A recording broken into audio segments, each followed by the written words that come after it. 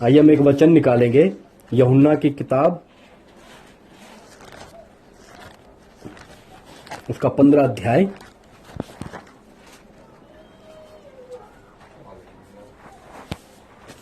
हम उसका पद 1 से लेकर कुछ नीचे तक पढ़ेंगे। मैं पढ़ता हूं। सच्ची दाखलता मैं हूं और मेरा पिता किसान है। जो डाली मुझ में है और नहीं फलती, उसे वह काट डालता है, और जो फलती है उसे वह छांटता है, ताकि और फले। तुम तो उस वचन के कारण जो मैंने तुमसे कहा है शुद्ध हो।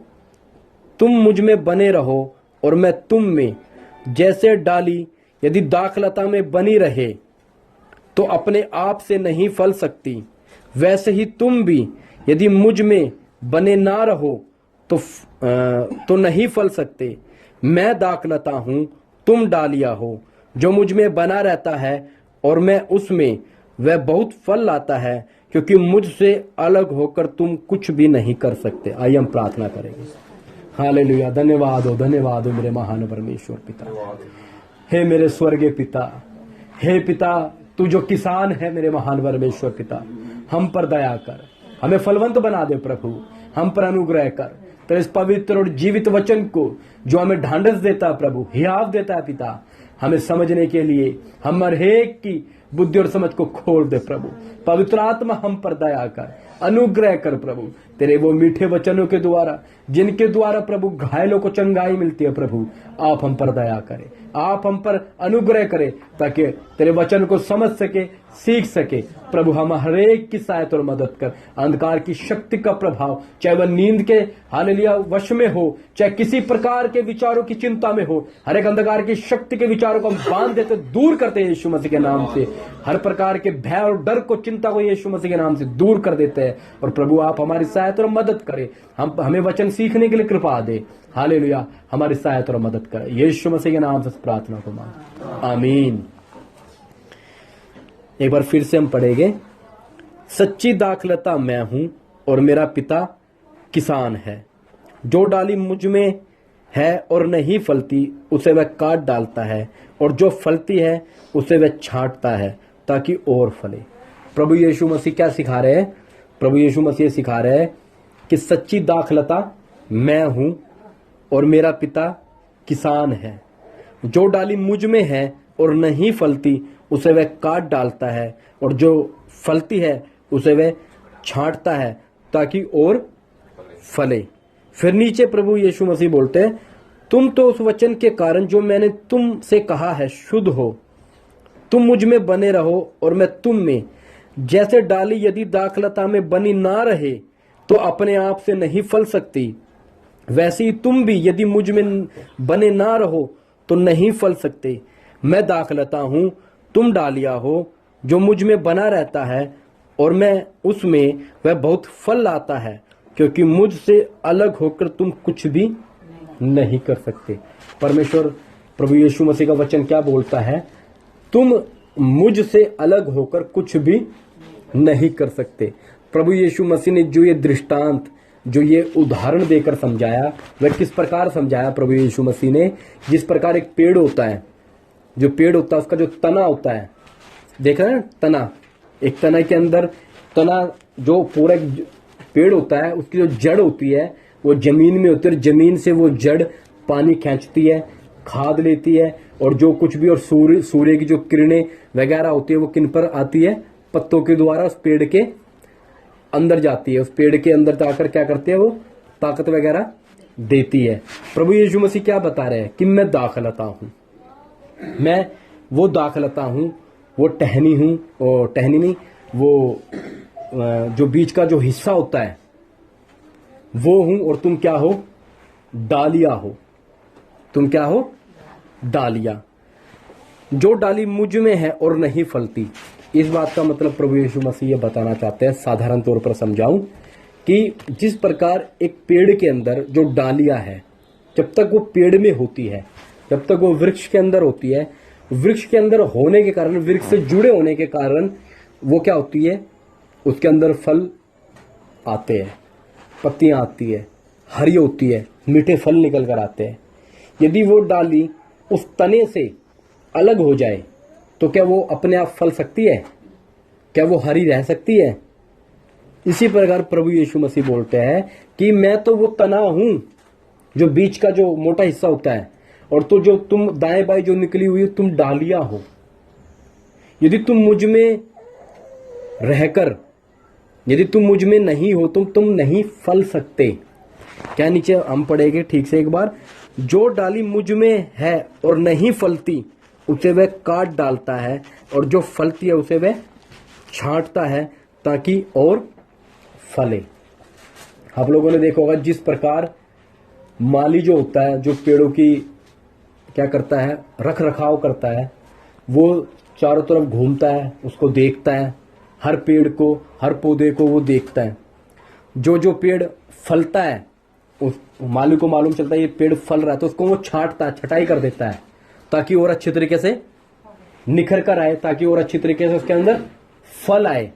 और जिसको वो देखता है कि ये फल ही नहीं रही, इसमें कुछ फल भी नहीं आ रहे, इसमें कोई हरा रंग भी नहीं है, ये सूखती जा रही है, तो वो क्या, उसका कारण क्या होता है? वो उससे अलग होती है। मगर प्रभु यीशु में, इस यीशु मसीह में क्या बोलते हैं?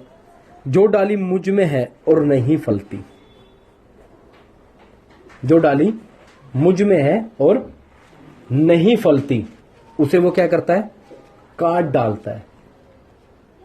कुछ डालियां, कुछ ऐसी डालियां होती है जो पेड़ में होते हुए भी नहीं फलती।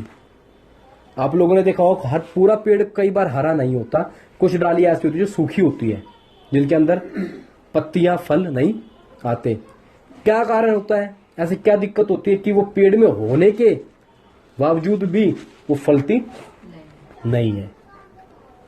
कुछ तो कारण होता होगा कि वह फल नहीं ले पाती।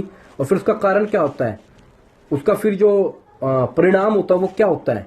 उसका परिणाम ये होता है कि वो काट डाला जाए, क्योंकि फल तो लाया नहीं रहा, तो उसको क्या करा जाए? काट डाला जाए, और उसको क्या करा जाए? आग में डाला जाए, क्योंकि आग कटने के बाद तो फिर लकड़ी जलाने के काम ही आएगी।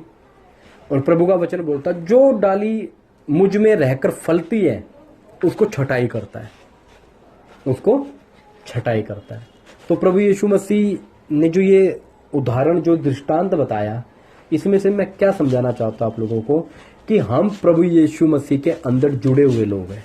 हम प्रभु यीशु मसीह में जुड़े हुए लोग हैं, और प्रभु यीशु मसीह की हमसे एक उम्मीद है कि हम प्रभु में रहकर प्रभु में फलवंत हो। हमारे जीवन से परमेश्वर की महिमा, जिस प्रकार पत्तों के द्वारा पेड़ को धूप की वो तपन जाती है, उसी प्रकार हमारे जीवनों के द्वारा परमेश्वर को क्या जाए? महिमा जाए, परमेश्वर की महिमा हो। ताकि देखो, जब जो पेड़ के ऊपर जो धूप आती है और जो गर्मी पड़ती है, उस गर्मी के अंदर जो जितनी भी जो झुलस होती है उसको पूरे पत्ते सहते हैं। और जब पत्ते सहते हैं तो गर्मी और जो पोषण होता है जो धूप से मिलता है वो किसको जाता है? पेड़ों को और फल को जाता है।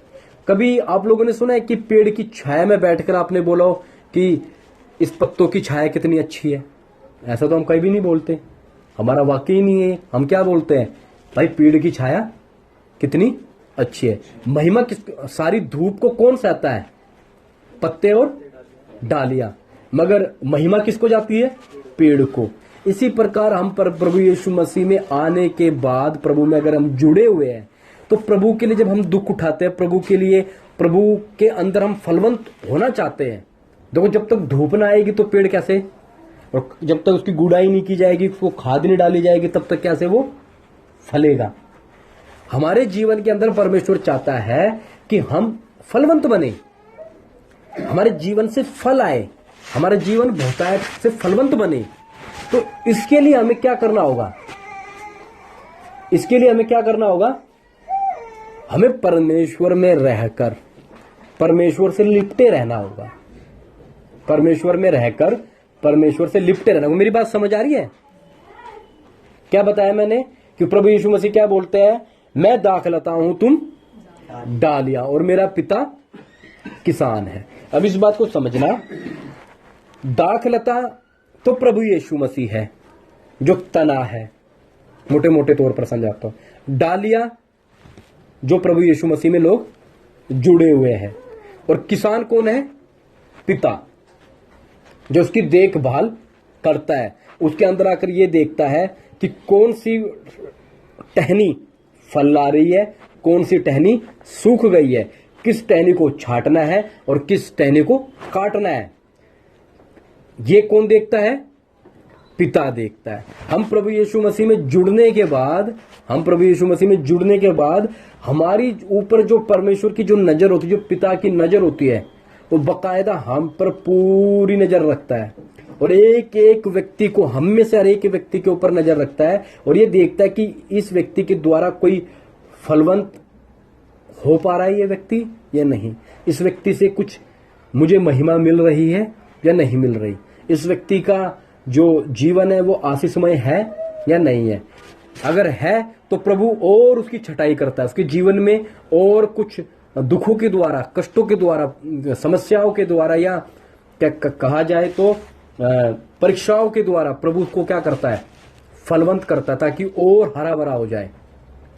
और जो फल नहीं ला पाते, जो सूखे हैं, उनको भली भांति किसान देखता है कि इसमें कुछ प्रॉब्लम है, इसको काट कर साइड कर देता है। समझे तो नहीं बात? बेटा दरवाजा बंद करके आ जा, उधर के जा। तो क्या करता है? उसको भली भांति छांटता है ताकि वो फलवंत हो। जो जैसे नीचे लिखा है 5 में, मैं दाखलता हूं, तुम डालिया हो, जो मुझ में बना रहता है और मैं उसमें, वह बहुत फल लाता है। डाली और तना एक दूसरे में बने रहने चाहिए, तभी जाकर क्या होता है? वह बहुत फल लाता है। सबसे मुख्य बात, क्योंकि मुझसे अलग होकर तुम कुछ भी नहीं कर सकते। मुझसे अलग होकर कुछ भी नहीं कर सकते। परमेश्वर हमसे जो उम्मीद करते, अब समझना थोड़ा ध्यान से, परमेश्वर हमें क्या समझाना चाहते हैं कि भाई मेरे पुत्रों, मेरी पुत्रियों, मुझ में बने रहो, मुझ में रहकर अपने भले कामों से मेरी महिमा करो, फलवंत हो जाओ। ऐसे फलवंत हो जाओ ताकि, एक बात बताओ, पेड़ के तने में कोई फ्रूट लगता है? डालियों में तो लगता है। आने जाने वाला जो परदेसी होता है कहां से तोड़कर खाएगा? डालियों में से। मगर महिमा किसकी होगी? पेड़ की महिमा होगी। तो हमारे जीवन से, हमारे चाल चलन से जो लोग परमेश्वर पिता को नहीं जानते, हमारे जीवन से वो जानने पाए। हमारे जीवनों के अंदर वो फल होने चाहिए ताकि लोग जब हमसे मिले तो वो जरूर एक ना एक फल को खाकर जाए और ये जरूर बोले कि भाई ये व्यक्ति जरूर परमेश्वर का कोई जन है, ये व्यक्ति परमेश्वर का एक बंदा है, ताकि परमेश्वर को महिमा मिल सके। हमारे जीवनों के अंदर हम क्यों परमेश्वर के लिए या दूसरों के लिए हम क्यों फलवंत हो नहीं पाते? कारण क्या है उसका? उसके पीछे का क्या कारण है कि हम प्रभु में रहते हुए भी, उस तने में जुड़कर भी हम फलवंत नहीं हो पाते? इसके पीछे का मुख्य कारण क्या है? इस बात को हम हमें समझना है ना कि हम प्रभु यीशु मसीह में होते हुए भी हम फलवंत क्यों नहीं हो पा रहे। और प्रभु ने बोला कि तुम मुझसे अलग होकर कुछ भी नहीं कर सकते। क्या प्रभु कुछ भी नहीं कर सकते? प्रभु हम तो सब कुछ कर सकते हैं। ये दुनिया, ये संसार प्रभु आप में तो है नहीं, आपसे जुड़ा तो है नहीं, मगर ये सब कुछ कर रहा है। ये तो चांद पर पहुंच गया, इसने तो रेलगाड़ी बना दी, इसने तो हवाई जहाज बना दिया, इसने पानी के जहाज बना दिए। ये प्रभु तुझ में तो जुड़ा हुआ है नहीं। तो फिर प्रभु आप ये बात कैसे कह रहे हो कि तुम क्योंकि मुझसे अलग होकर तुम कुछ भी नहीं कर सकते? प्रभु किस संदर्भ में, किस अर्थात किस अर्थ में इस बात को बोल रहे हैं कि मुझसे अलग होकर तुम कुछ भी नहीं कर सकते? ये किस प्रकार के फल है जो प्रभु हमसे चाहता है? ये किस प्रकार का जीवन है जो प्रभु हमसे चाहता है? ये हमें इस बात पर हमें ध्यान देना है। प्रभु हमारे जीवन को बनाना चाहता है। हमारा जीवन ठीक होगा तभी ना कोई दूसरा मुसाफिर हमारे जीवन से फल खाएगा। यदि हमारा ही जीवन ठीक ना होगा तो किस प्रकार हमारे जीवन से कोई फल खाएगा? यदि हम दिन प्रतिदिन सूखते जा रहे हैं, हरे होने की जगह मुरझाते जा रहे हैं, तो प्रभु का वचन बोलता है मेरा पिता किसान है। वो ऐसा किसान है, इंसान जो किसान है वो हो सकता भूल भी जाए, मगर वो ऐसा किसान है, वो भली बाती नजर रखता है कि कौन सी डाली कमजोर है, फलवंत नहीं हो रही, मुरझाई हुई है, सालों साल लगे हुए हैं मगर फल नहीं आता, तो प्रभु उसको साफ साफ लिखा है उसको काट देगा। और ऊपर हम पढ़ेंगे तो लिखा है उसको काट देगा और लोग उसको बटोर कर आग में फेंक देंगे। कटी हुई डालियों के साथ कटी हुई लकड़ी, जब डाली कट गई तो क्या बन जाती है, वो लकड़ी बन जाती है और उठाकर लोग उसको क्या करते हैं, आग में डाल देते हैं। समझ रहे हो ना, आग में डाल देते हैं। कहां से कट गई, दाखलता से, प्रभु यीशु मसीह से। हम कहने का मतलब ये डाली अपने आप प्रभु यीशु मसीह को छोड़कर नहीं गई, प्रभु यीशु मसीह को इस डाली ने नहीं छोड़ा। ये डाली खुद दाखलता में से नहीं कटी, इसको काटा गया है। क्या किया गया, काटा गया। खुद तो वो कटी नहीं थी, खुद तो वो रह भी रही थी प्रभु में, वो दाखलता में थी मगर प्रभु को नहीं छोड़ रही थी, दाखलता से नहीं हट रही थी। ये हमारे साथ भी ऐसा ही है, हम प्रभु को छोड़ते नहीं है मगर हमारे जीवन से फल भी नहीं आता। हम प्रभु को बिल्कुल भी नहीं छोड़ते मगर हमारे जीवन में कोई हरापन भी नहीं आता। कारण क्या होता है, कारण क्या दाखलता से कुछ हम वो जो हमें पदार्थ जो खाने का मिलना चाहिए, क्या वो उस तने से हम ले रहे हैं या नहीं ले रहे है भाई, हम ले रहे हैं या नहीं ले रहे, समझना इस बात को। जो दाख जुड़ी हुई चीज है और डालियां तो फल रही है, तो प्रॉब्लम तने में नहीं है, प्रॉब्लम उस डाली में है, उस टहनी में है कि वो फल भी नहीं रही, तो वो मगर उस तने से अलग भी नहीं हो रही। समझना इस बात को, वो तने से अलग भी नहीं हो रही।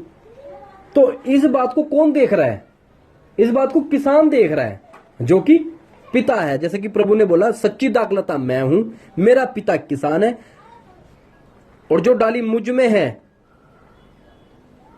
और नहीं फलती उसे वह काट डालता है। सच्ची दाखलता मैं हूं और मेरा पिता किसान है। तना प्रभु यीशु मसीह है, पिता किसान है, और जो डाली उसमें नहीं फलती उसको पिता क्या करता है, काट डालता है। स्वयं वह डाली अपनी मर्जी से उस तने को, उस दाखलता को छोड़कर नहीं जाती, पिता उसको काटकर अलग करता है। पिता उसको क्या करता है, काटकर अलग कर देता है। पिता जिसके बारे में बाइबल ये भरी हुई है नए नियम के अंदर कि वो प्रेम है, वो प्रेम है, और वो काटकर अलग कर रहा है ताकि लोग उसको बटोरकर आग में झोंक दे। ऐसा क्यों, ऐसा क्यों, क्या कारण है, मालूम है कारण क्या है? ये डाली जुड़ी तो हुई है देखने के लिए, दत्ता हाथ जुड़ी हुई है, पेड़ के अंदर है, मगर प्रभु से दूर है, उस दाखलता से दूर है। जैसे नीचे लिखा है ना, प्रभु ने क्यों संदर्भ को बोला, मुझसे अलग होकर। शरीर में तो तुम जुड़े हुए हो मगर तुम्हारा मन, तुम्हारी सोच, तुम्हारा विचार मुझसे अलग है, और मुझसे अलग होकर तुम कुछ भी नहीं कर सकते। जब तक तुम्हारा मन नहीं जुड़ेगा, तुम्हारे विचार नहीं जुड़ेंगे, तुम्हारी सोच नहीं जुड़ेगी, तुम्हारा अपना आपा नहीं जुड़ेगा, तब तक तुम फल नहीं ला सकते, तब तक तुम हरे नहीं हो सकते।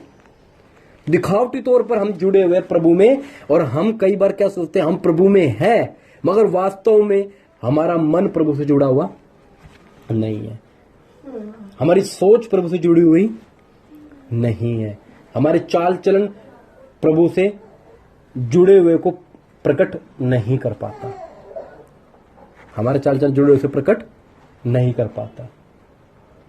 ये बात सत्य है, और कहते हैं बिल्कुल ही सत्य है। क्यों? क्योंकि यदि मैं कहता हूं इस घर में लाइट है, नहीं इस घर में बिजली है, तो सबूत क्या है? क्योंकि रोशनी है। यदि मैं कहता हूं मैं प्रभु से जुड़ा हुआ हूं, तो मेरा जीवन हरा भरा और फलवंत क्यों नहीं है? मैं क्यों दिन प्रतिदिन प्रभु में बढ़ता क्यों नहीं? मैं दिन प्रतिदिन प्रभु के नजदीक क्यों नहीं हो रहा?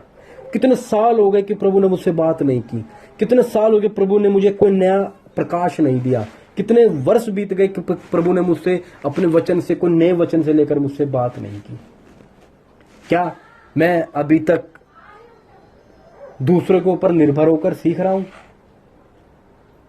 क्या मैं अभी तक अपनी सोच और समझ पर फूल रहा हूं?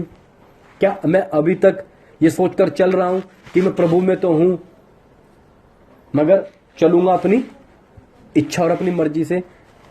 तो फलवंत, जो तने के अंदर, जो दाखलता के अंदर जो पौष्टिक तो तत्व जो भरे हुए हैं, वो डालियों के अंदर आने चाहिए। समझे? कहने का मतलब कि दाखलता के अंदर जो, दाखलता का जो अंदर से जो गुण आएगा, जो प्रभु यीशु मसीह का जो गुण है, यदि हम प्रभु यीशु मसीह से जुड़े हुए हैं तो प्रभु यीशु मसीह का गुण हमारे अंदर आएगा, हमारे अंदर आएगा। यदि हम आम के पेड़ से जुड़े हुए हैं, यदि हम आम के पेड़ से जुड़े हुए हैं तो टहनियों के अंदर, डालियों के अंदर आम ही आएंगे, क्योंकि जो बीज है वो किसका है? आम का। यदि जुड़े आम के पेड़ के अंदर है और फल आ रहा है अमरूद, तरबूज, तो ऐसा नहीं हो सकता, ऐसा हो ही नहीं सकता। आज की नई टेक्नोलॉजी के अंदर कुछ कर देते हैं, उसका नाम मुझे याद नहीं आ रहा, एक दूसरे के साथ वो जोड़ देते हैं। जो वचन के अंदर भी लिखा है कि वो रोमी के अंदर लिखा है कि जंगली जैतून को उसके अंदर जोड़ दिया गया, जो आज की टेक्नोलॉजी में है। एक दूसरे पेड़ के अंदर खोद कर दूसरी टहनी को लगा दिया जाता है। ऐसा प्रोग्राम ट्री प्लांटेशन, शायद कुछ ऐसा ही बोलते हैं उसको, ऐसा प्रोग्राम नहीं है। यदि प्रभु से जुड़े हैं तो प्रभु के ही गुण हमारे जीवन से आने चाहिए। जैसा मैं बता रहा था कि हम क्यों फलवंत नहीं हो पाते, क्या कारण है हमारे जीवन के अंदर कि हम फलवंत नहीं हो पाते, और जो फलवंत हो जाते हैं प्रभु उनकी छटाई करता है। किसान उनकी क्या करता है? छटाई करता है। छटाई क्यों करता है? ताकि और फलवंत हो, इसलिए क्या करता है? उनकी छटाई करता है। हम ये समझेंगे, रोमी 12 का हम 1 से पढ़ेंगे, हमने गीत भी गाया था। रोमी 12 का 1, सॉरी इब्रानी 12 का 1 से।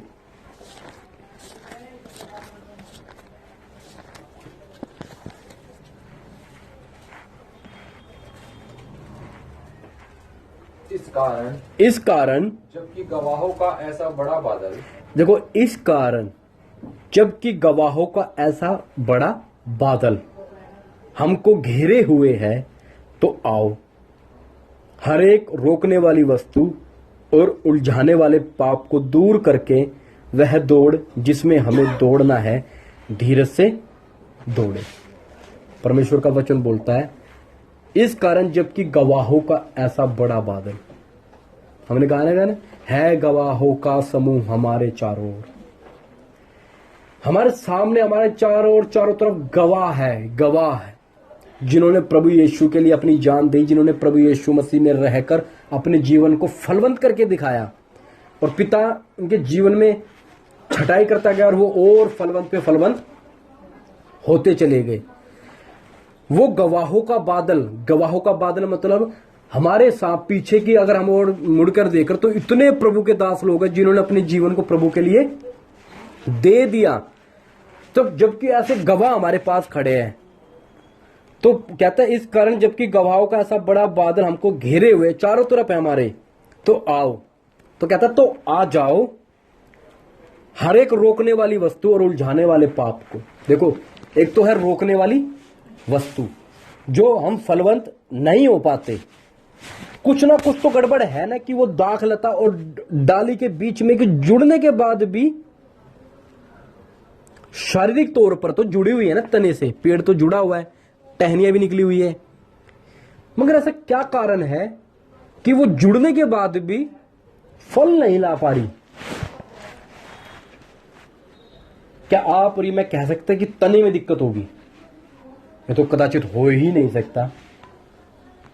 तो दिक्कत तो हमें माननी पड़ेगी। दिक्कत क्या मुझ में है या हम में है? दिक्कत तो हम ही में हो सकती है, क्योंकि पूर्ण सिद्ध तो परमेश्वर है, और वचन क्या बोलता? कोई भी धर्मी नहीं है। तो जब गलती कहीं ना कहीं जुड़े रहने के बाद भी कुछ ना कुछ बीच में है, कुछ ना कुछ बीच में है गड़बड़। यही तो कारण है कि आओ हर एक रोकने वाली वस्तु, कुछ वस्तुएं हमें क्या करती है, रोक कर रखती है ताकि हम जीवन में आगे फलवंत ना हो पाए। वचन बड़ा स्पष्ट और साफ तौर पर बोलता है, इसलिए आओ, मतलब एक आश्वासन देता है, कहता है गवाहों का बादल है, ये जितने मरे ये खाक नहीं हुए, ये अनंत काल की मिरास में गए हैं। इसलिए कहता आओ, घबराओ मत, धोखा नहीं होगा हमारे साथ कि भाई अरे पता नहीं क्या होगा क्या नहीं। कहता गवाहों का बादल है, इसलिए आ जाओ, हर एक रोकने वाली वस्तु को क्या करो, क्या क्या लिखा है, हर एक रोकने वाली वस्तु को, नहीं रोकने वाली वस्तु को दूर, ऐसे लिखा ना भाई, दूर करके। कौन करेगा है, हर एक रोकने वाली वस्तु को दूर कौन करेगा, हम खुद। उस टहनी को, उस डाली को, उस रोकने वाली वस्तु को दूर करके, और उलझाने वाला पाप, कितनी गंभीरता से बात लिखी कि उलझाने वाला पाप, सरल पाप नहीं है। कैसा पाप है, उलझाने वाला पाप। उलझाकर ही पाप हमारे ऊपर क्या करता है, कब्जा करता। उलझाकर ही, उलझाने का मतलब हमें उलझा देगा, हमें समझ नहीं आएगा कि हम करें क्या, हमें बिल्कुल ही समझ से बात परे चली जाएगी हमारे साथ हो क्या रहा है, हमें मालूम ही नहीं चलेगा हमारे जीवन में पाप ने कब्जा कर लिया है। क्योंकि क्या है, उलझाने वाला पाप। इस प्रकार का पाप है जो उलझाता है। तो प्रभु का वचन कहता है हर एक रोकने वाली वस्तु को और उलझाने वाले पाप को दूर करके उस दौड़ में जिसमें हमें दौड़ना भली भांति धीरज से दौड़े। हमें खुद उस रोकने वाली वस्तु को क्या करना है, दूर कर देना है, और उलझाने वाले पाप को पढ़ना भाई। इस कारण जबकि गवाहों का ऐसा बड़ा बादल हाँ हमको घेरे हुए हैं, तो आओ देखो, तो आओ। अगर हम 11 अध्याय पूरा पढ़ेंगे तो उसमें विश्वास के योद्धाओं के बारे में लिखा है कि कैसे कैसे लोगों ने विश्वास के लिए, प्रभु के लिए अपने आप को खरा पाया। तो इतनी सारी बात पढ़वाने के बाद वो कहता है इसलिए गवाहों को जब इतना बड़ा बादल घेरे हुए हमें, तो आओ। हाँ भाई, हर एक रोकने वाली वस्तु, देखो हर एक रोकने वाली वस्तु को। अब रोकने वाली वस्तु क्या क्या हो सकती है, रोकने वाली वस्तु क्या क्या हो सकती है, कहां जाने के लिए रोक रही है हमें, फलवंत होने के लिए, हरा होने के लिए, फल लाने के लिए हमें हर एक वस्तु रोक रही है। और उस वस्तु को हम भली भांति जानते हैं, इसलिए वचन बोलता है इसलिए आओ, हर एक, भाई पढ़ो, इसलिए आओ, हाँ, हर एक रोकने वाली वस्तु और उलझाने वाले पाप को दूर करके। देखो, उलझाने वाले पाप को दूर करके मतलब हमने करना है, हमें मालूम है, हमें मालूम है वो रोकने वाली वस्तु कौन है, क्या है। और उलझाने वाला पाप हमें भली भांति मालूम है। हम कई बार जानते हुए भी पाप करते हैं, हम कई बार जानते हुए भी गलती करते हैं। हम प्रभु से प्रेम तो करते हैं, हम यीशु मसीह पर क्या करते हैं, विश्वास करते हैं कि हमारा प्रभु परमेश्वर है, मगर जब बात उससे मिलाप करने की आती है तो हम उससे दूर रहते हैं, हम उससे उसके नजदीक नहीं जा पाते। वो हमें बुलाता है, हम भागते हैं। वो कहता है आ जाओ, हम भाग जाते हैं। क्यों, कारण क्या है, दरवाजे खुले बाहर के,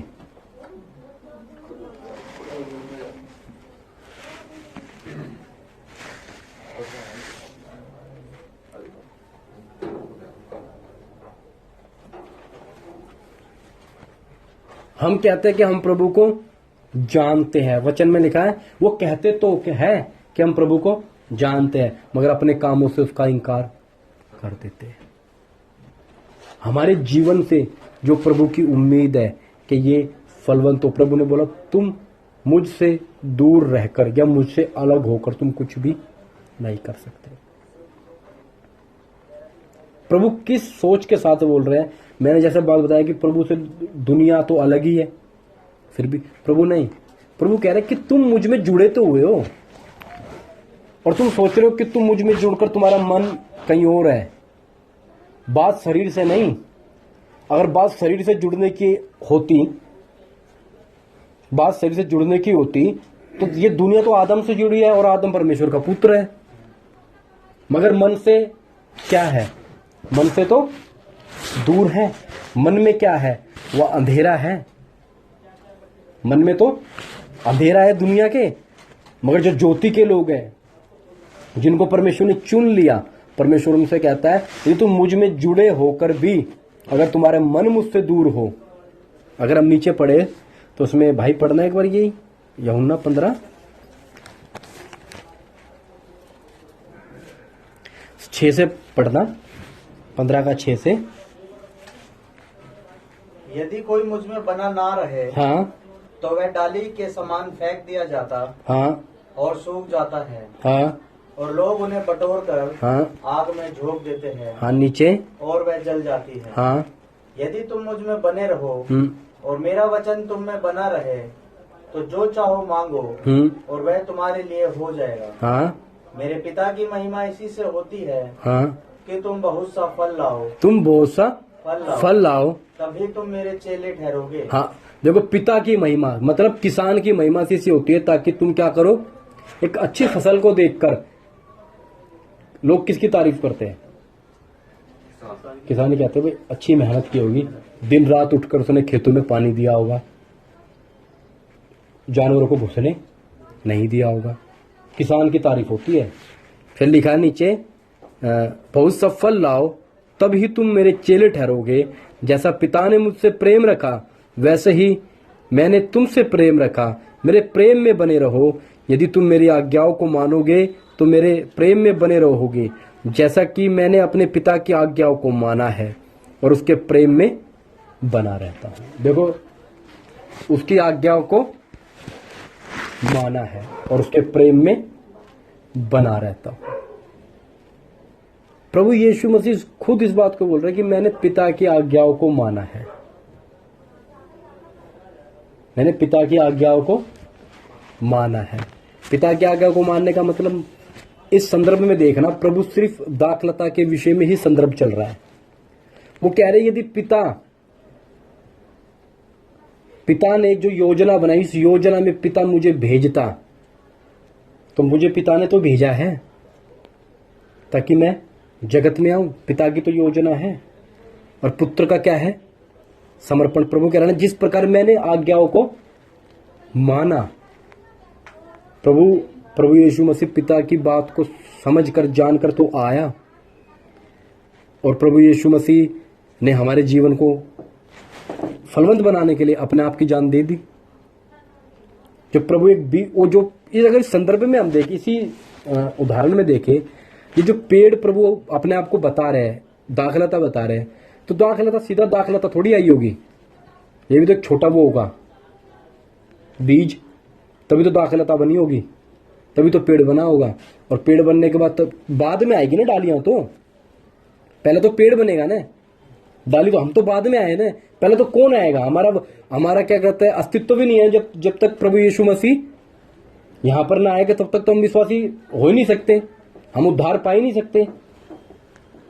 समझ लो कहने का मतलब, प्रभु यीशु मसीह ने आज्ञाकारी होकर अपने आप को उस वचन के बीज के द्वारा अपने आप को दे दिया, मरा, बढ़ने के बाद फिर जाकर हम फल आए ना उसमें, प्रभु यीशु मसीह जाने में फिर फल आए। उसके बाद फिर हमसे प्रभु क्या चाहता है कि तुम लोग जाकर फल लाओ, तुम मुझ में जुड़े हो, जाकर फल लाओ और तुम्हारा जीवन से फलवंत और पिता की महिमा होती रहे। हमारे जीवन से ये महिमा होनी चाहिए, हमारे जीवन से प्रभु की, परमेश्वर की महिमा होनी चाहिए। जैसे कि मत्ती में लिखा है कि तुम्हारे भले कामों को देखकर क्या करे, पर पिता की, परमेश्वर की जो स्वर्ग में उसकी महिमा करे। हमारे भले कामों को देखकर, हमारे कौन से भले काम? अच्छा, रेल बनाई किसी ने, कौन परमेश्वर का धन्यवाद करता है? किसी ने रॉकेट बनाया, कोई करता धन्यवाद? मगर परमेश्वर का वचन क्या बोलता है? तुम्हारे भले कामों को देखकर परमेश्वर पिता की महिमाओं जो स्वर्ग में है। फिर 5:40 है मती, शायद 5, शायद पक्का नहीं पता ये कभी। हाँ, तो क्यों प्रभु यीशु मसीह इस बात को बोलते हैं? हमारे जीवन से प्रभु यीशु मसीह फल चाहते हैं। इतना समझ आया आप लोगों को कि प्रभु यीशु मसीह क्या है? दाखलता, और हम डालियां, और पिता कौन है? किसान। अब जो छटाई, जिनके जो फलवंत होते हैं उनके जीवन में छटाई होती है। आता है ना माली छटाई करने के किसान। अब छटाई किस प्रकार से प्रभु बताना चाहता है हमें? कहते हैं कि तुम फल ला रहे, तुम्हारे जीवन में नई नई परीक्षाएं, ताकि तुम नई नई परीक्षा को पास करते करते करते करते अव्वल बनते जाओ, दिन प्रतिदिन बढ़ते जाओ प्रभु में। प्रभु इस प्रकार कहता ताकि और फलवंत हो जाए। अभी बीते दिनों मैं किसी से फोन पे बात कर रहा था, तो मुझे याद भी नहीं मैं किससे बात कर रहा था, बस बाकी मुझे बात याद आ गई मैं किससे कर रहा था। तो मैं उससे बात करते करते ऐसी बात चल पड़ी, तो मैंने बोला कि ये जो मेरे जीवन के अंदर जो परेशानी, दुख जो भी कभी आता है, मैं उससे कभी घबराता नहीं हूं।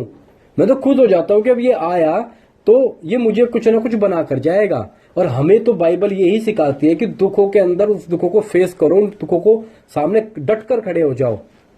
कभी दुख से भागो मत, परेशान मत हो जाओ। क्यों? क्योंकि हमें बाइबल और वचन यही तो सिखाता है कि दुख से भागो मत। बाइबल के अंदर तो ये कहते हैं कि भाई बाइबल परमेश्वर का वचन कहता है ना केवल तुम इस पर विश्वास करो कि वरन उसके लिए दुख भी उठाओ। तो परमेश्वर तो हमें कहता है तुम दुख उठाओ, और हमें भट्टी में जाकर हमें पकाता है। क्यों पकाता है? ताकि हम मजबूत हो जाए। हमारे जीवन में दुख आते, परेशानी आती है तो उससे घबराना नहीं, बिल्कुल भी नहीं घबराना। मतलब छटाई हो रही है हमारी अब, और जब छटाई होती है तो उसका मतलब अब हमारे अंदर से और फलवंत होएंगे। जितनी डालियों को काटते उतनी जल्दी फलवंत होती है। तो हमें लगेगा, डाली को तो लगेगा ये हो क्या रहा है, हम तो अच्छा फल भी दे रहे, फिर भी हमारे जीवन में क्या आ रहा है? कष्ट आ रहा है। हमारे जीवन के अंदर कैंची चल रही है, हमारे जीवन के अंदर वो जो काटने का औजार होता है वो चलने लग रहा है। मगर उसके बाद थोड़े दिनों बाद और फल क्या आता है? निखर कर आता है।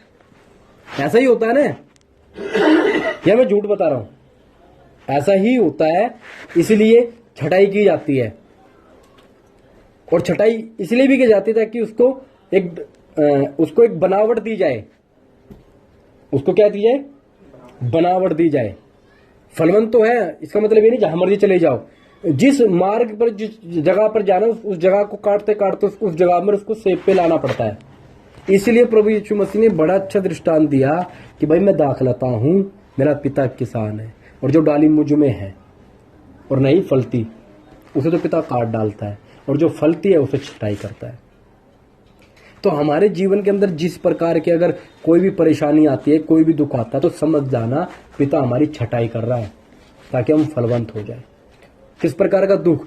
मसीह यीशु के लिए दुख, अपनी बातों का दुख नहीं, अपने लिए परेशानी वाला दुख नहीं, मसीह यीशु के लिए दुख, ताकि पिता को महिमा मिले, ताकि प्रभु यीशु मसीह को महिमा मिल सके।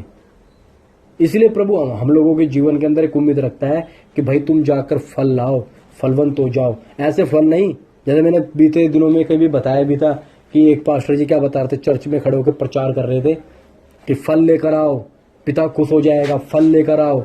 अब नया व्यक्ति आ गया, वहां पर बैठ के सुनने लग रहा बहुत देर से, कह रहा फल लेकर आओ, पिता खुश हो जाएगा, पिता की महिमा होती है।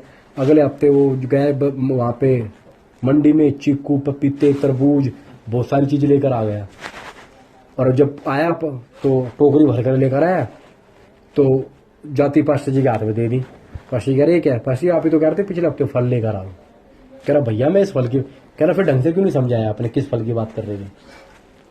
तो ऐसा फल नहीं लाना कि घर जाओ और फल लेकर आ जाओ, ऐसा कोई फल नहीं। हमारे इसको दो बातों में समझना, एक तो हमारे जीवन से फल आना चाहिए, हमारे जीवन से वो फल हम किसी की आत्मा को बचाकर भी ला सकते हैं, हमारे जीवन से हमसे कोई मिलकर कोई भेंट करके हमारे जीवन से क्या हो सकता है, कोई खुश हो सकता है, उसके जीवन में शांति मिल सकती है और हमारा जीवन हरा भरा हो।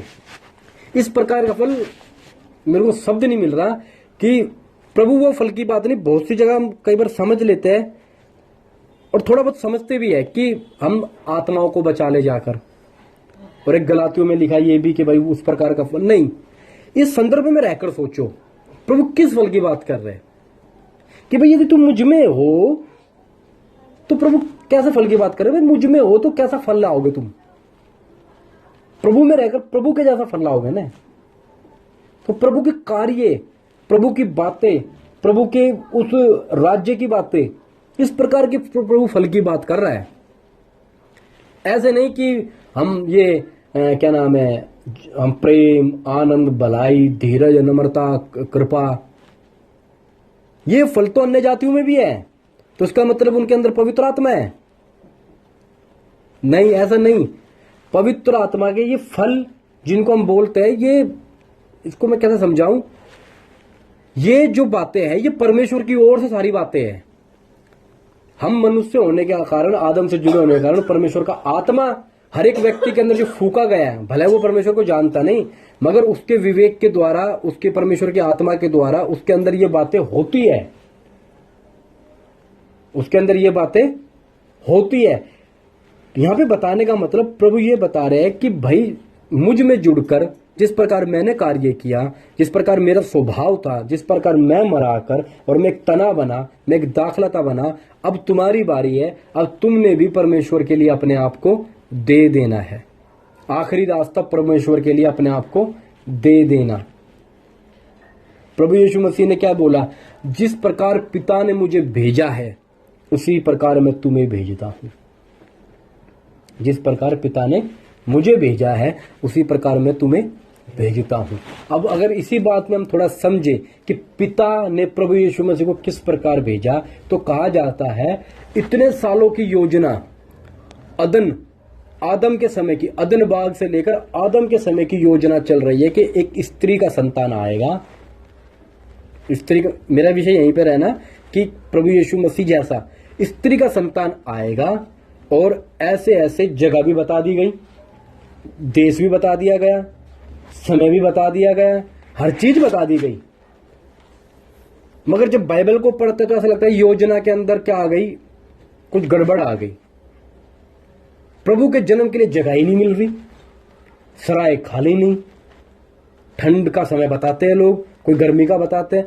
तो मतलब इतनी योजना प्लानिंग से चल रही थी, और जब टाइम आया तो गड़बड़ा गया सब कुछ।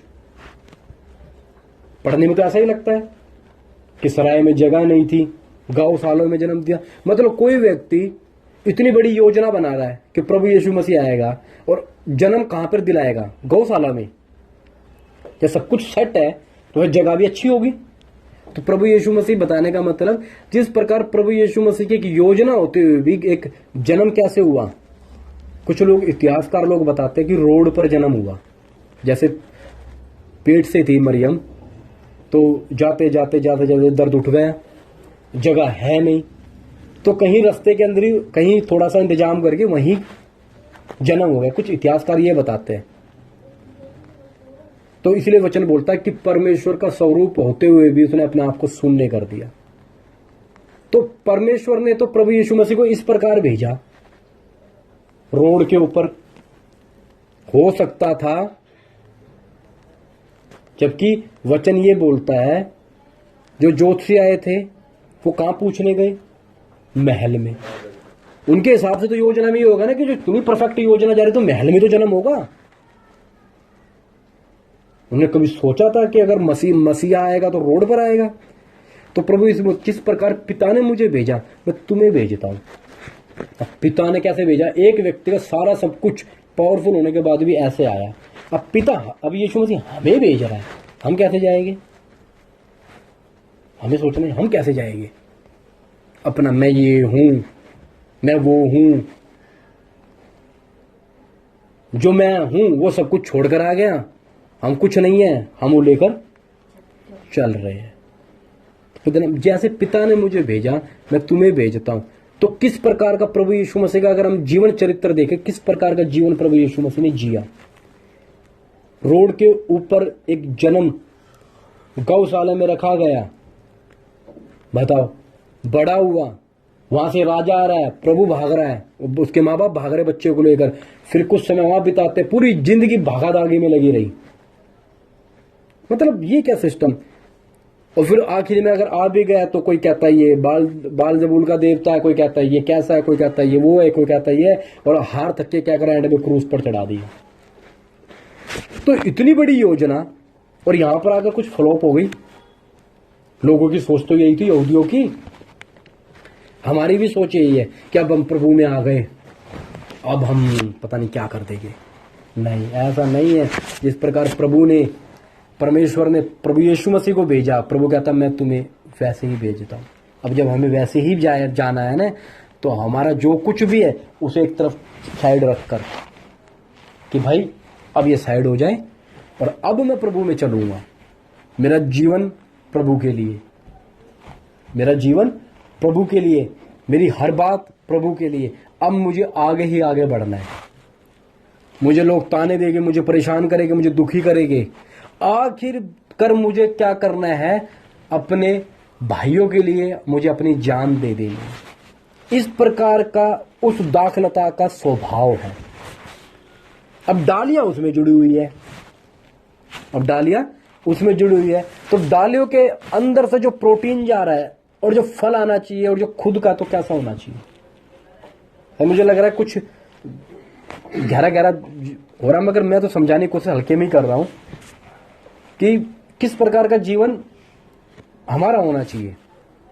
इस प्रकार के प्रभु फल की बात कर रहा है कि ये फलवंत तुम्हारा जीवन है। इस प्रकार तुम फल लेकर आओ अपने जीवन में, अपने आप के अंदर फल लेकर आओ, अपने आप के अंदर क्या लेकर आओ, फल लेकर आओ। ये चीज प्रभु हमसे चाहता है। आत्मा बचानी है, ये बात की बात है, दूसरों को समझाना है, बात की बात है। हमारे जीवन के अंदर अपने आप को हमने क्या करना है, फलवंत बनाना है। तब हम प्रभु में रहकर जो चाहे प्रभु से मांगे वो हो जाएगा। अब जो चाहे मांगने का मतलब ये नहीं कि हम कुछ भी मांग लें। जब प्रभु में हम आ जाएंगे, स्वभाव तो आप समझ गए प्रभु को कैसा था। तो अब बताओ, जो प्रभु का स्वभाव ऐसा था, तो हम क्या गाड़ी बंगला घर मांगेंगे। तो सब कुछ छोड़कर आ गया, तो हम भी प्रभु में जुड़े हुए, तो हमारी सोच ऐसी नहीं होगी। हमारी सोच होगी दूसरों को समझाने और दूसरों को बचाने के लिए, अपने आप को फलवंत बनाने के बाद की बात है ये। जिस प्रकार प्रभु यीशु मसीह का भी यही उद्देश्य था, और इसलिए प्रभु यीशु मसीह आए थे। और प्रभु यही कहते हैं, इसीलिए मैं कहता है कि सच्ची दाखलता मैं हूं। सच्ची दाखलता, सच्ची है दाखलता, इसमें कोई कपट नहीं है, कोई झूठ नहीं है। और मेरा पिता किसान है, जो डाली मुझ में है और नहीं फलती। प्रभु ने पहले यह बात नहीं बोली कि जो मुझ में है फलती, उसको छाप, पहले बोला जो मुझ में और नहीं फलती उनको क्या लिखा है, उसे वह काट डालता है, उसे वह काट डालता है। क्यों काट डालता है? क्योंकि वो किसान है, वो न्यायी है। वो क्या करता है, वो काट डालता है, और जो फलती है उसे वह छांटता है। अब हमारे जीवन के अंदर छटाई का समय आएगा या कटाई का, ये हमें हर एक व्यक्ति को अपना अपना मालूम है कि हम प्रभु में जुड़े हुए हैं, शरीर से जुड़े हुए हैं और मन से दूर है, या शरीर से भी जुड़े हुए हैं और मन से भी जुड़े हुए हैं। हमारा विश्वास हमारे कामों के अंदर दिखाई देना चाहिए। हमारा विश्वास किस में दिखाई देना चाहिए? हमारे कामों में। मैं कहता हूं मैं प्रभु को प्रेम करता हूं, मैं प्रभु को प्रेम करता हूं, और पूरे दिन लुतराई, जो बाइबल में शब्द लिखा है, पूरे दिन लुतराई करता फिरता हूं, पूरे दिन इधर से उधर घूमता हूं, पूरे दिन अपनी ही मर्जी करता हूं, और मैं क्या बोलता हूं, मैं परमेश्वर से प्रेम करता हूं। भाई तू कहता तो है, मगर तेरे कामों में दिखाई नहीं देता। प्रभु के लिए समय निकालना, प्रभु में जुड़े रहना, ये बहुत बड़ी बात है। प्रभु के अंदर जुड़े रहना, उसे नई नई बातें पाना। मैं बीते दिनों किसी एक प्रभु के दास से बातें कर रहा था, तो उन प्रभु की बातों ने ही मुझे कुछ बातें सिखा दी, सिर्फ बातों बातों के अंदर। जैसे कि हम अपनी जिंदगी के अंदर कुछ भी फैसले करते हैं, कहीं जाना है तुरंत कहीं चले गए, कहीं कुछ काम करना चले गए, कुछ भी काम करना है, जो भी काम हो जो हमारा रोजमर्रा का, हम बिना सोचे समझे कर देते हैं। जब मैं उनसे बातें कर रहा था तो वो कुछ बात को लेकर कह रहे मुझे कि भाई साहब मैं 3 महीने मैं प्रभु से सिर्फ ये पूछने के लिए इंतजार करता रहा कि प्रभु मैं उस जगह प्रार्थना करूं या ना करूं। 3 महीने बाद मुझे प्रभु ने मुझसे बात करके जवाब दिया। तो मुझे वही पुराना सियोन का मार्ग याद आ गया कि हम तो एक बार भी नहीं पूछते, हम तो एक बार भी नहीं पूछते प्रभु से, प्रभु ये काम करूं ना करूं, आ यार हमने तो करना ही है, प्रभु की मर्जी हो या ना हो।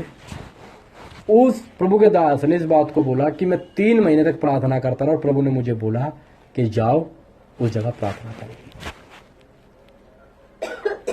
तो वो उतना संबंध में क्या हमारा जीवन है? क्या हम हर एक बात के लिए पूछते प्रभु से कि प्रभु ये काम तेरी मर्जी के अनुसार होगा या नहीं होगा, आप चाहते हो या नहीं चाहते? कहते ना कि प्रभु से पूछ कर बताएंगे। हम ऐसी बातों पर कभी ध्यान भी नहीं देते। वास्तव में प्रभु बताते हैं, बोलते हैं, क्या अपने वचन के द्वारा बोले या कैसे भी बोले, प्रभु बोलते हैं। तो वचन में लिखा प्रभु तो वर्ण एक बार नहीं वर्ण 2 बार बोलता है। ये वचन में लिखा है, एक नहीं वर्ण 2 बार बोलता, मगर सुनते ही नहीं है लोग।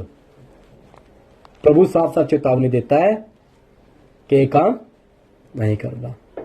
इसलिए प्रभु में जुड़े रहो, प्रभु में जुड़े रहो। और जब प्रभु में जुड़े रहेंगे तो हमारा क्या होगा? एक अलगदाई का जीवन होगा। किस प्रकार का जीवन होगा? अलगदाई का। हमारा जीवन फलवंत होगा, हमारा जीवन आशीषमय होगा, और हमारा जीवन ऐसा होगा कि लोग हमें देखकर ये बोलेंगे कि ये परमेश्वर के लोग हैं, क्योंकि जुड़े हुए लोग हैं परमेश्वर से। ये परमेश्वर के जैसे चलते हैं, परमेश्वर के समान चलते हैं। और परमेश्वर ने हमें ऐसे वैसे नहीं, एक बड़े उद्देश्य से बुलाया है। बुलाया ना उद्देश्य से, एक उद्देश्य से बुलाया परमेश्वर ने हमें। इसलिए अलगदाई का जीवन, अगर हमारे ऊपर कुछ समस्याएं भी आएगी ना, कुछ परेशानी भी आएगी, तो अलगदाई का जीवन हमें बचा लेता। कई बार मालूम है, कई बार हमें अलगदाई का जीवन, जो हम अलग होकर चलते हैं संसार के लोगों से, हमें कई बार क्या हमेशा बचा लेता है, हमें हमेशा बचाता है। एक आयत है, गिनती 23 का 9 पढ़ना भाई, गिनती 23 का 9, गिनती 23 का 9।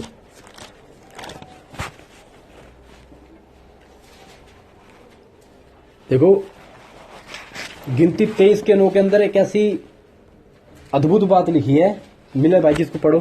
चट्टानों की चोटी पर से, चट्टानों की चोटी पर से वे मुझे दिखाई पड़ते हैं, वह मुझे दिखाई पड़ते हैं। ऊपर से पढ़ो थोड़ा सा, 8 से।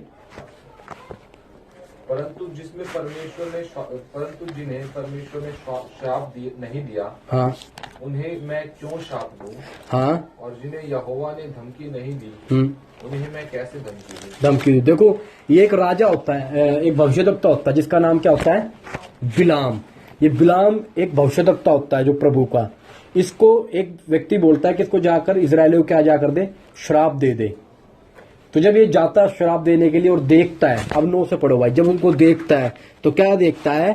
चट्टानों की चोटी पर से वे मुझे दिखाई पड़ते हैं, वे पहाड़ियों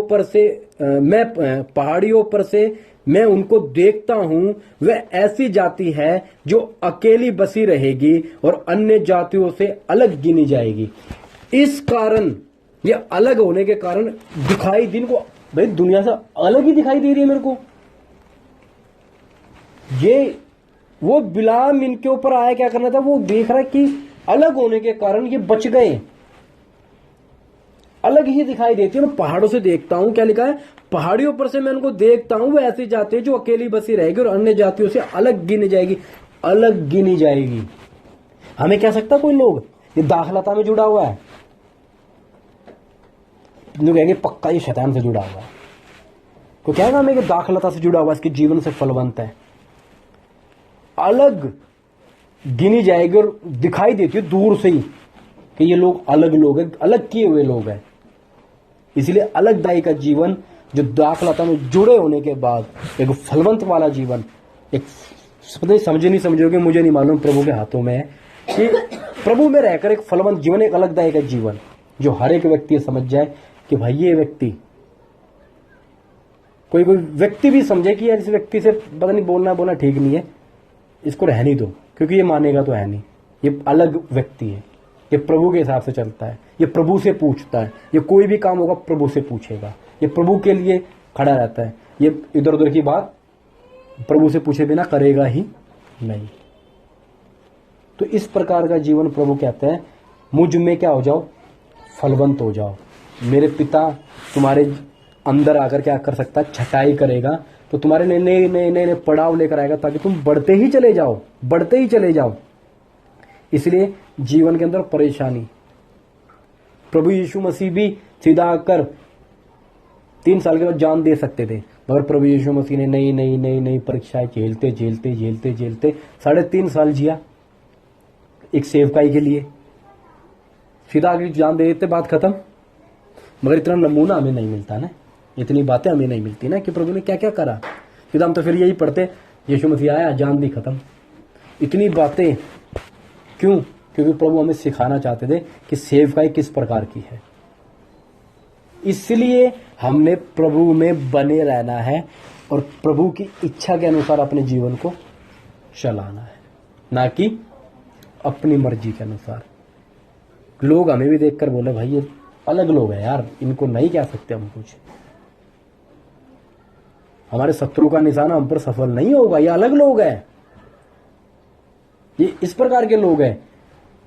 हमें हमारी कीमत, हमारी वैल्यू हमें समझनी है प्रभु में, ताकि प्रभु हमें आगे बढ़ाता जाए। इसलिए प्रभु में बने रहो, प्रभु से लिपटे रहो। जैसे प्रभु के दास लोग बोलते हैं, प्रभु में लिपटे रहो और प्रभु से मिले रहो, जल्द वो हमें लेने आ रहा है। आखिरी समय है किस चीज का? दुनिया का आखिरी समय चल रहा है। प्रभु में आगे बढ़ते जाओ, प्रभु जल्द ही आएगा।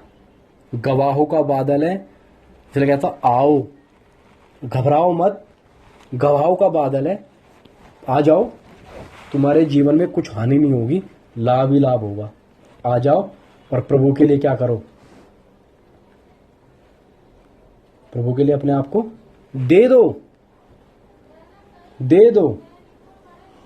हम तो यही सोच रहे हैं कि प्रभु तो अभी कब आएगा, पता नहीं कब आएगा, हमें भी नहीं पता। मगर धन्य है वह दास जो हर समय जागता रहे। ठीक है, सबको जय मसीह की।